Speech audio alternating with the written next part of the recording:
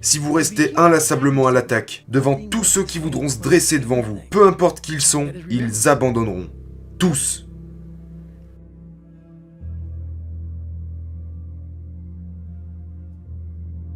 Cette chose à laquelle je parle dans mon livre, l'ouverture d'esprit, c'est ce qui me sépare de beaucoup de gens. Je me rends dans des tâches intimidantes, des tâches écrasantes, comme quand j'ai pris connaissance du record du monde qui était de 4020 tractions, et j'ai décidé de le briser. Les gens sont comme « Oh mon Dieu !» Et j'y suis allé, avec mon stylo et mes feuilles. Qu'est-ce que tu fais? Je fais mon calcul, mec. Je me suis ouvert à l'idée que, ok, si je fais 5 tractions par minute pendant toutes ces heures, et combien de temps j'ai entre chaque rep, je faisais les calculs.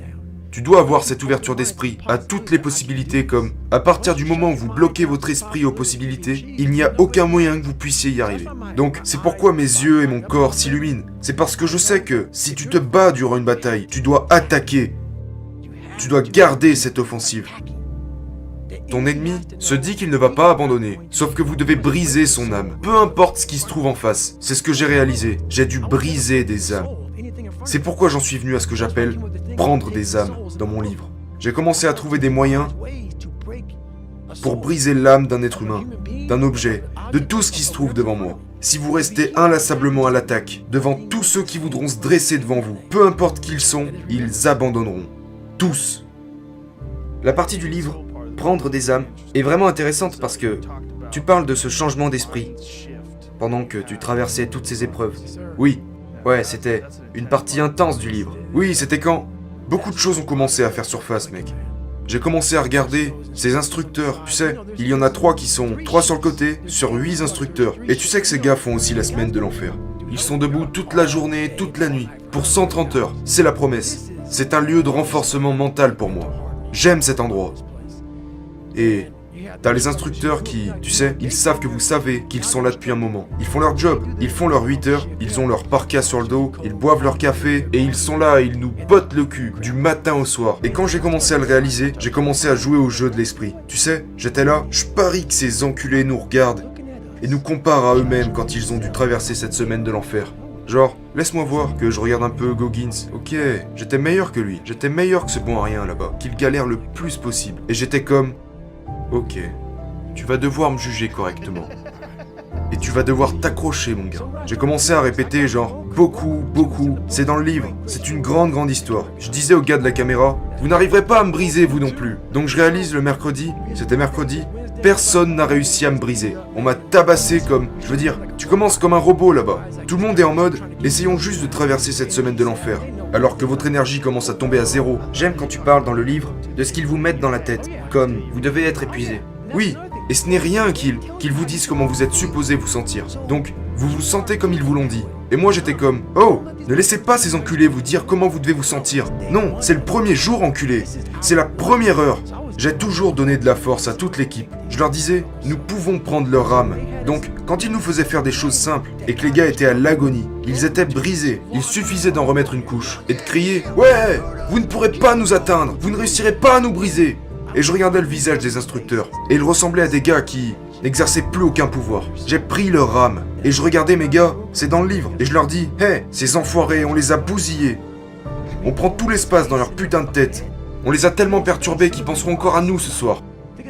Ils se sentent fautifs, c'est ça, on les charge. Et lorsque nous commençons à nous sentir mal, que nous commençons à faiblir, le fait prendre une seconde d'énergie pour voler celle de tous les autres.